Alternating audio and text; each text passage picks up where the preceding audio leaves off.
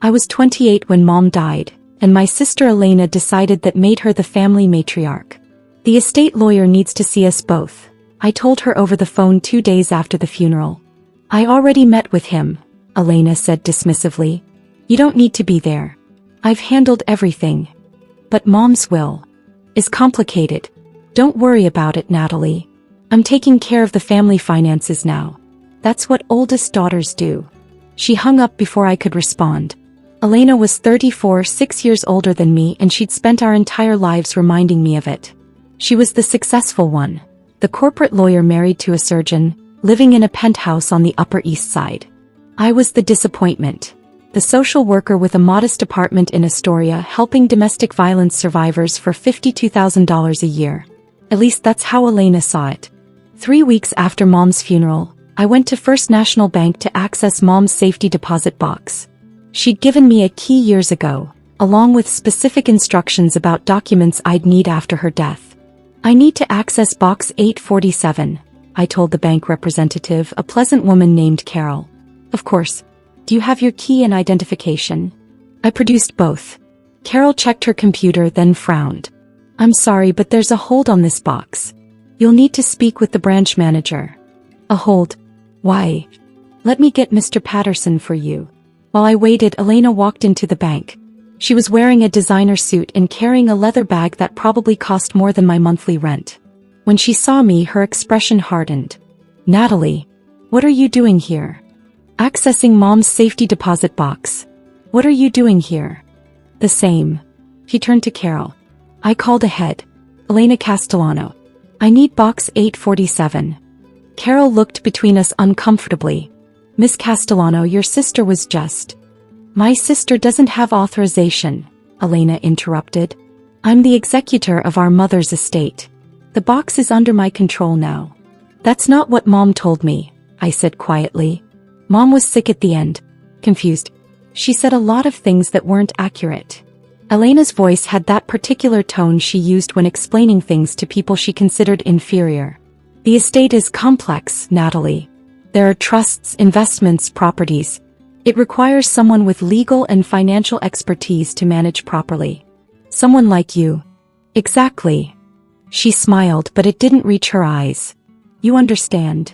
Mr. Patterson emerged from his office. A distinguished man in his 50s who'd known our family for years. Miss Morrison. Miss Castellano.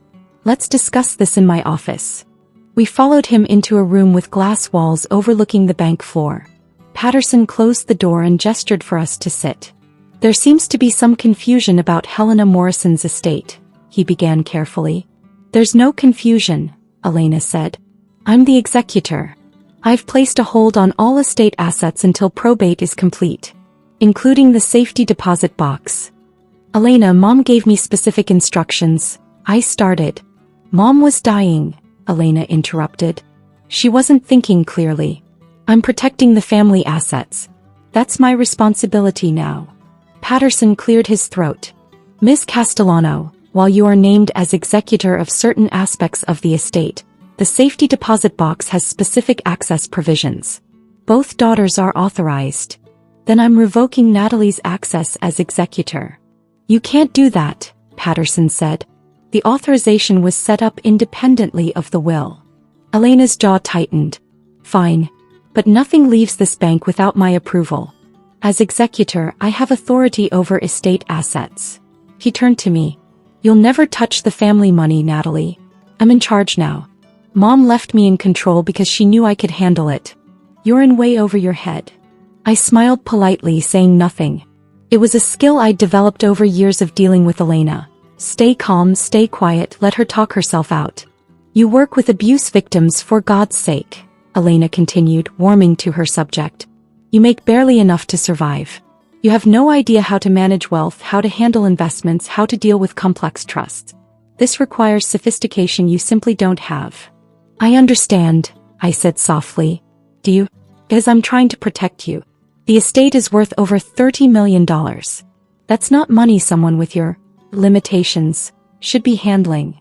Mr. Patterson shifted uncomfortably. Miss Castellano.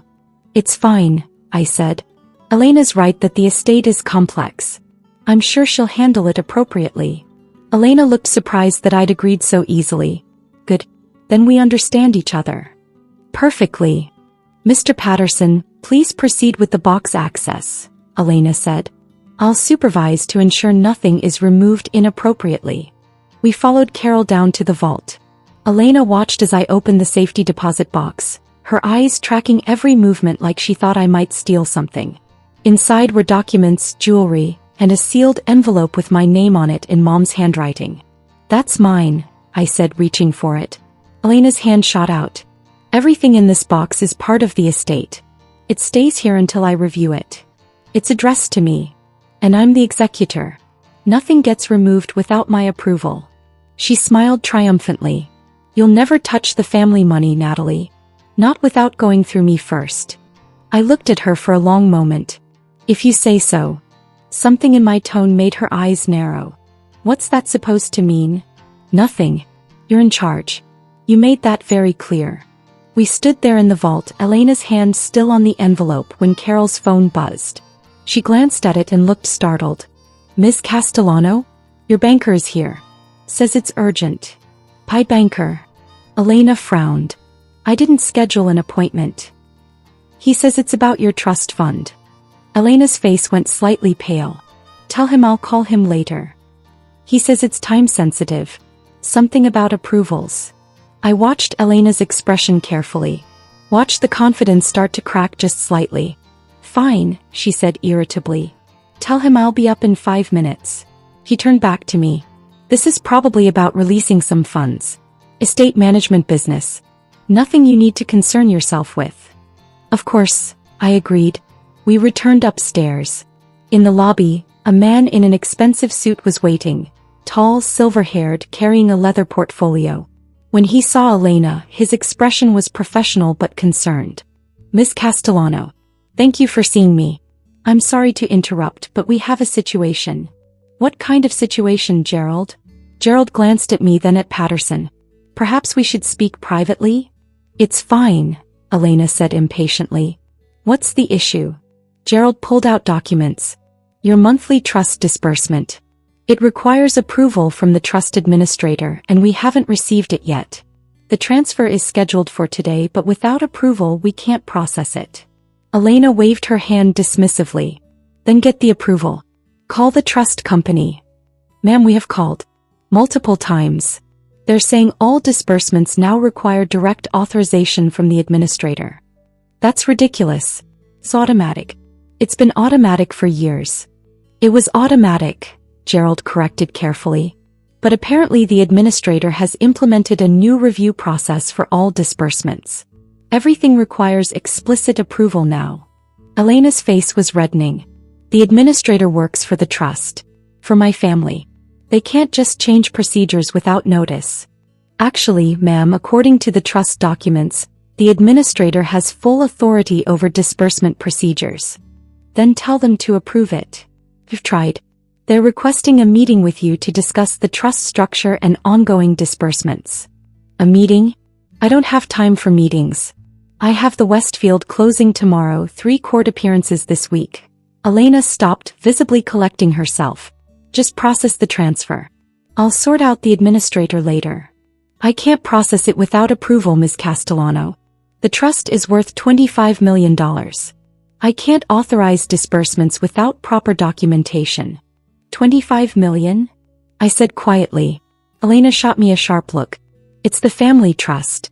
You wouldn't understand. Which family trust? I asked. The Morrison Family Trust. Grandpa's trust. It pays out monthly to family members. She turned back to Gerald. Look, I need that money today. I have expenses, obligations. How much is the monthly disbursement? I asked. That's none of your business, Elena snapped. Gerald glanced at his papers. $42,000 monthly to Ms. Castellano. I did the math quickly. That's over $500,000 a year. So, Elena's voice was defensive now. It's family money. I'm entitled to it. And me? I asked. Do I get disbursements from Grandpa's trust? Elena's silence was telling. Ms. Morrison doesn't currently receive disbursements, Gerald said carefully. According to the trust records, she's declined them. Declined them? Elena looked at me sharply. What does that mean? I smiled politely. It means the trust administrator offered and I said no. Why would you say no to free money? Because it wasn't free, I said. And because I didn't need it. Elena stared at me like I'd spoken in a foreign language. You're insane. Who turns down trust money? Someone who prefers to live on what they earn, I replied. That's the most idiotic thing I've ever heard. Elena turned back to Gerald. Get the administrator on the phone. No. I want this resolved immediately. Gerald pulled out his phone, dialed and put it on speaker. After 3 rings, a woman's voice answered. Morrison Family Trust Administration. This is Diana Chin speaking.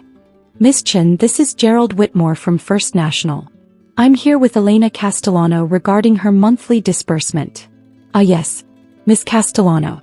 We've been trying to reach you. Elena leaned toward the phone. Why haven't you approved my disbursement? It's automatic. It's always been automatic. Ms. Castellano, the trust administrator has implemented a new review process. All disbursements now require explicit approval based on need and responsible use of funds. Need? I don't have to prove need. It's my family money. It's trust money, Diana corrected gently. Held in trust for family members, distributed at the administrator's discretion. The administrator works for us. Actually, the administrator works for the trust as established by your grandfather's wishes. And the administrator has decided that all disbursements require review. Elena's hands were shaking slightly. This is insane. Who is this administrator? I want to speak with them directly. You're speaking to their office now, Ms. Castellano. If you'd like to discuss your disbursements, we can schedule a meeting.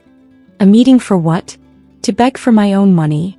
To discuss responsible use of trust funds and future disbursement terms, Diana said calmly. The administrator is concerned about the sustainability of current disbursement levels. Sustainability? The trust is worth $25 million. Which is why responsible management is crucial. Excessive disbursements deplete the trust over time. Elena's credit cards fell from her hand, clattering on the marble floor. Her face had gone from red to white. I need that money. I have bills, expenses. Which is exactly why we need to meet, Diana said. To understand your financial situation and determine appropriate disbursement levels going forward. This is. Elena seemed unable to find words. She looked at me suddenly. Did you do this? Do what? I asked. This sudden change. This review process. Her voice was rising. You somehow convinced the administrator to block my money.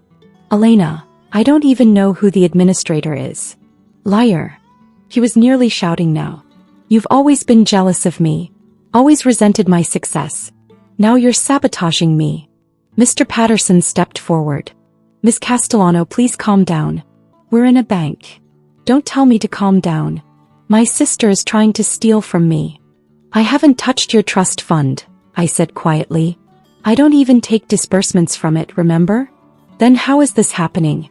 How is the administrator suddenly reviewing everything right when you show up here? Diana's voice came through the phone.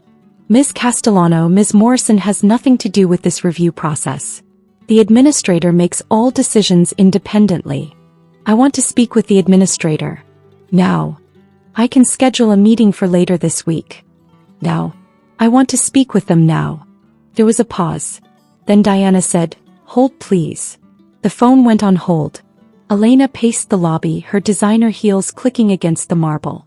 She kept glancing at me with a mixture of suspicion and something that looked like fear. This is your fault, she muttered.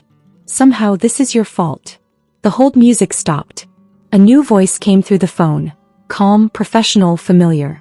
This is Natalie Morrison. I'm the trust administrator. Hello, Elena. The silence in the bank lobby was absolute. Elena's mouth opened and closed. No sound came out. Her face cycled through several colors. White to red to gray. That's impossible, she finally whispered. It's documented fact, I said. I've been the trust administrator for 5 years. Since I was 23. But you're a social worker. You work with abuse victims. You live in Astoria. You drive a 12-year-old Civic. Yes, I agreed. Because I choose to. Not because I have to. You can't be the administrator. You don't know anything about finance, about money management. I have a master's degree in finance from NYU, I said calmly. And a certification in trust administration. I manage the Morrison Family Trust as my full-time job. The social work is volunteer work I do 2 days a week because it matters to me. Elena looked like she might faint. Gerald produced a chair and she sat down heavily. 5 years, she whispered. You've been in charge for 5 years? Yes. So the disbursements, the $42,000 a month, you've been approving them? Every single month. Along with Dad's $38,000, Aunt Caroline's $28,000, and Uncle Robert's $22,000. Oh my God. Elena put her head in her hands. All this time I've been treating me like I'm poor and incompetent while living on money I approved? I finished gently. Yes. Mr. Patterson cleared his throat.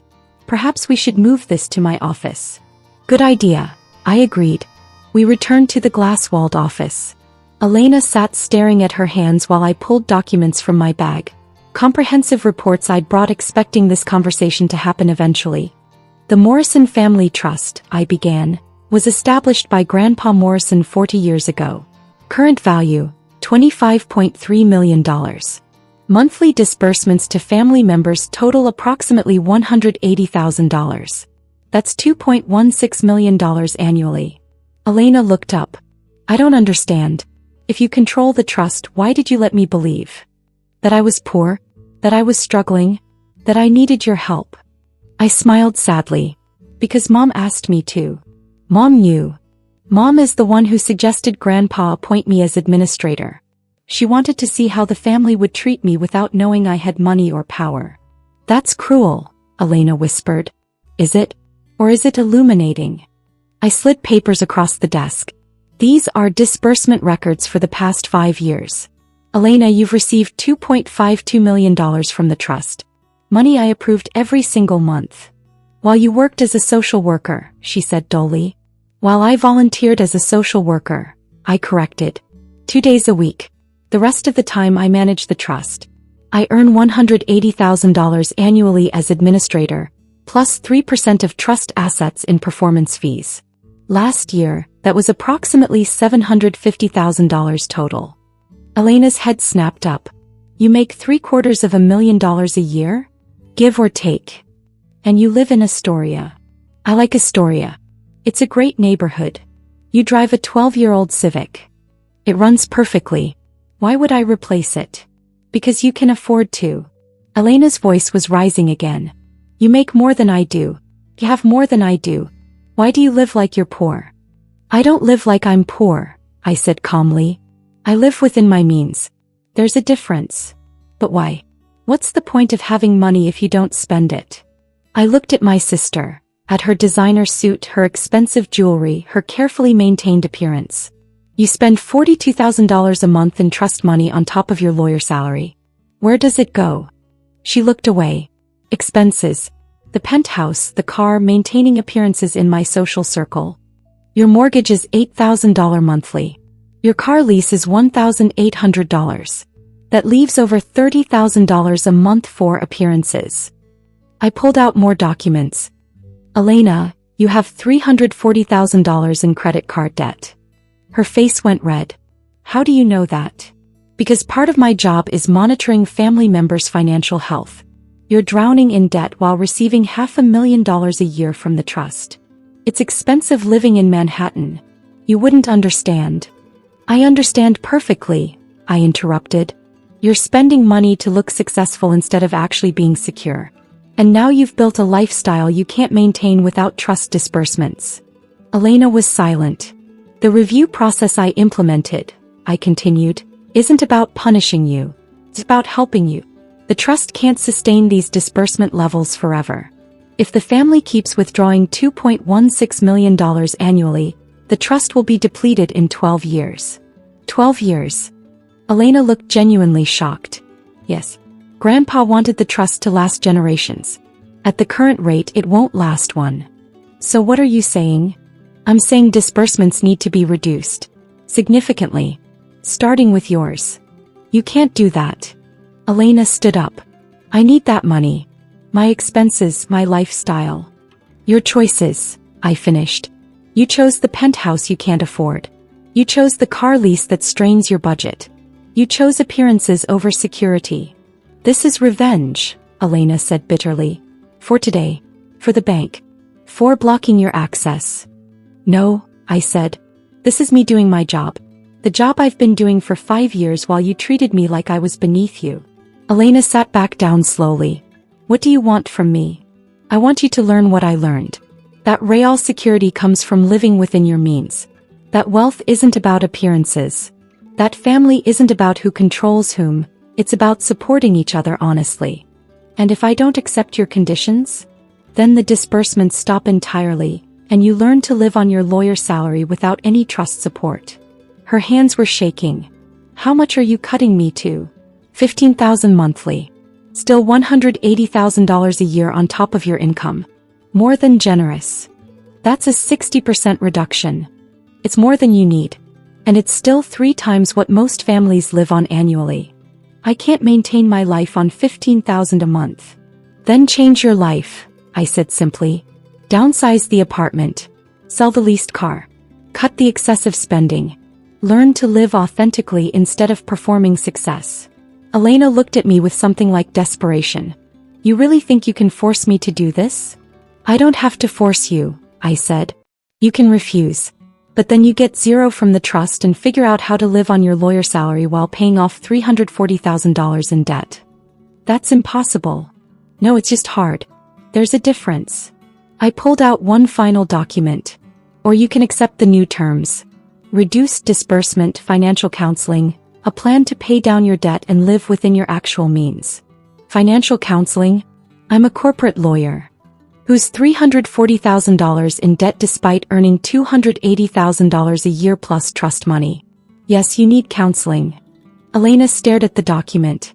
And Dad? Aunt Caroline? Uncle Robert? Are you cutting them all too? Yes. Everyone gets the same treatment. Financial review, reduced disbursements, counseling requirements. They're going to hate you. Probably, I agreed. But they'll be financially secure. That's more important than being liked. Is it? Elena's voice was bitter. You've been lying to all of us for 5 years. Letting us think you were poor while you controlled our money. How is that better? I never lied, I said. I just didn't correct your assumptions. You assumed I was poor because I lived modestly. You assumed I was incompetent because I did social work. You assumed I needed your help because I didn't flaunt wealth. All while judging us. No, while doing my job. Managing the trust responsibly. Trying to help the family learn what Grandpa wanted us to learn. Which is what? That money isn't success. Security isn't appearance. Family isn't about status or control. It's about genuine care. Elena was quiet for a long time. Finally she said, at the bank. When you said I'd never touch the family money. I was so smug. I noticed. And all along you were the one deciding whether I could access it. Yes. That must have been satisfying. Watching me strut around thinking I was in charge. I looked at her carefully. It was sad actually. Watching you perform superiority while being dependent on money I controlled. Watching you build a life on a foundation that wasn't yours. Elena's eyes filled with tears. I've been horrible to you. Yes, I agreed. You have been. And you still approved my disbursements every month. Because that's my job. And because you're my sister. And because I hoped you'd eventually learn what Mom wanted you to learn. Which is that you're enough without the performance. That real success is security and peace, not appearances and debt. That family means treating people well regardless of their perceived status. Elena wiped her eyes, smearing her expensive mascara. I don't know how to do that. I know. That's why I'm offering help instead of just cutting you off. The financial counseling. Yes. And the reduced disbursement. Yes. And learning to live on my actual income. Yes. Elena looked at me, really looked at me maybe for the first time in years. You're stronger than I ever gave you credit for. I'm exactly as strong as I always was. You just didn't notice because I didn't perform it the way you expected. She laughed shakily. And now you're going to teach me how to be strong like you? If you'll let me. Elena picked up the document outlining the new terms. Read it carefully. Put it down. What if I fail? What if I can't do it? Then we adjust. Try again. Figure it out together. That's what family does. Real family, not the performance of it. Okay, she whispered. Okay. I'll try. The counseling, the budget, all of it. She looked up at me. Will you help me? Actually help me, not just cut me off and watch me struggle. Yes, I said. That's what I've been trying to do all along. 6 months later, Elena and I had dinner in my Astoria apartment. A Thursday tradition we'd started. The counselor says I'm doing well, Elena reported, eating the simple pasta I'd made. 3 months of living within budget. I've paid off $45,000 in debt. That's wonderful. And we put the penthouse on the market. Found a great 2-bedroom in Brooklyn. Half the cost, twice the space. How does it feel? Terrifying, Elena admitted. But also, lighter? Like I've been carrying this weight of maintaining appearances and suddenly I can just be. That's exactly it, I said. Natalie, can I ask you something? Of course. Why did you keep approving my disbursements? Month after month, year after year, while I treated you terribly. Why not cut me off? I thought about how to answer. Because you're my sister. Because Mom asked me to give you time to learn. Because cutting you off would have been easy. Helping you change is harder. I don't deserve it. Maybe not. But that's not really the point. What is the point? That family isn't about deserving. It's about showing up. It's about believing people can change. It's about doing the hard thing because it's the right thing. Elena's eyes filled with tears. I've been thinking about that day at the bank. How sure I was that I was in charge. That I had all the power. You did have power, I said. Just not the kind you thought. What do you mean? You had the power to be kind. To treat me with respect. To see me as a person instead of a disappointment. You just didn't use it. And you had actual power, control of the trust. And you used it to help me instead of hurt me. That's what power is for, I said simply. Not to control people. To help them. We ate in comfortable silence. Outside my window, Astoria hummed with evening energy. Inside, slowly, we were building something real. Dad called, Elena said eventually. He's agreed to the new terms. So have Aunt Caroline and Uncle Robert. How are they taking it? About like I did. Shock, anger, then slowly accepting that you're right. She smiled. Dad said you're more like Grandpa than any of us realized. What did he mean? Grandpa always said real wealth was about security, not appearance. That money was a tool, not a trophy. You're living that. The rest of us forgot. You're remembering now, I pointed out. Thanks to you. Elena put down her fork. I owe you an apology. A real one, not the half-hearted thing I said 6 months ago. Elena. No, let me say this. I spent 6 years treating you like you were less than me. Like you were a failure because you didn't live the way I thought success should look. I was cruel. Dismissive. I made you feel small. Yes, I agreed. And all that time you were more successful than I was. More secure. More genuinely happy. And you were controlling the money that funded my fake life. It's not about who's more successful. But it is. Elena interrupted. Because I built my entire identity around being better than you. The successful lawyer, the perfect life, the money and status. And it was all fake. All performance. Built on debt and trust disbursements I didn't even earn. So now you're building something real, I said. Because you're making me. Because you're choosing to, I corrected. I gave you options. You could have refused. Walked away. Tried to live on your lawyer salary alone.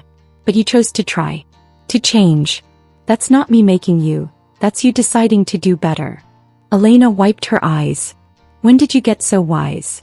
When I spent 5 years watching people I loved destroy themselves trying to look successful instead of being secure. Was it hard? Watching us, knowing you could help but having to wait. Yes, I admitted. Especially with you. You're my sister. I wanted to help you years ago. But Mom said you needed to learn the lesson yourself. That if I told you, you'd never really understand. She was right, Elena said. If you'd told me 5 years ago that I was living beyond my means, I would have laughed. Told you that you just didn't understand what real success looked like. And now I understand that real success is peace. It's security. It's being able to sleep at night without worrying about debt. It's living authentically instead of performing for others. Exactly, I said. Thank you, Elena said quietly, for not giving up on me, for doing the hard thing instead of the easy thing. You're my sister, I said simply. That's what family does. 1 year after the confrontation at the bank, the Morrison Family Trust stood at $26.8 million, growing instead of depleting for the first time in a decade. Elena lived in Brooklyn now in a 2-bedroom she and her husband actually owned. She'd paid off $180,000 in debt and started saving for the first time in her adult life. Dad downsized to a condo and started consulting part-time. Aunt Caroline sold her expensive car and discovered she enjoyed taking the subway. Uncle Robert paid off his home equity line and started volunteering at a food bank. And I still lived in Astoria. Still drove my 12-year-old Civic. Still volunteered with domestic violence survivors 2 days a week.